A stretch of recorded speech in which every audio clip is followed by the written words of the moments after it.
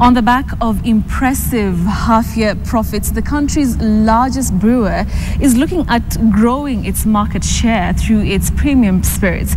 In an interview with KTN's Business, East African Breweries Limited Chief Executive Charles Ireland says the focus going forward will be re-establishing the company's dominance in the beverages market. This comes in the midst of entry of players such as Sab Miller, Heineken, and most recently Carlsberg, that have eroded EABL's dominance in the beer market.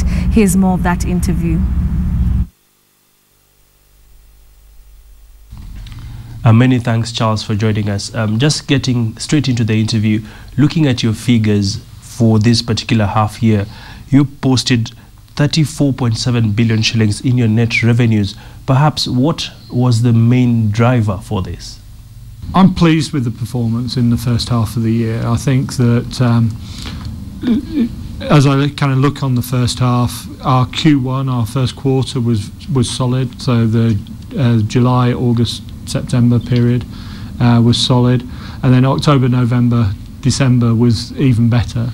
And that didn't grow is value beer. And it didn't grow because of the performance of Senator Keg here in Kenya. If I were to take Senator Keg out of value beer performance, we would have seen that segment growing by 15%. So, Senator Keg has, of course, been performing not so good. Maybe now that we are seeing the numbers are continuing to dip, what plans do you have regarding this brand? Volume fall has been quite profound, to the extent that Senator is no longer really a big contributor to our business. It's less than 4% of our revenue and less than 1% of our kind of contribution to the business overhead. And therefore, going forward, Senator will be less of a feature of our portfolio than it was in the past. That said, I think there's a strong argument for the government to look again at excise tax. From a regional perspective, it seems that Uganda is doing quite better off than Tanzania and also South Sudan. What are your plans in regard to the region?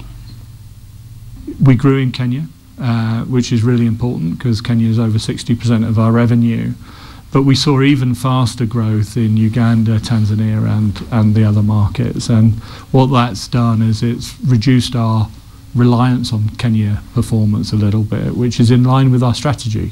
Finally, Charles, what's your outlook for the next half year? But I think we're making good progress against those priority areas.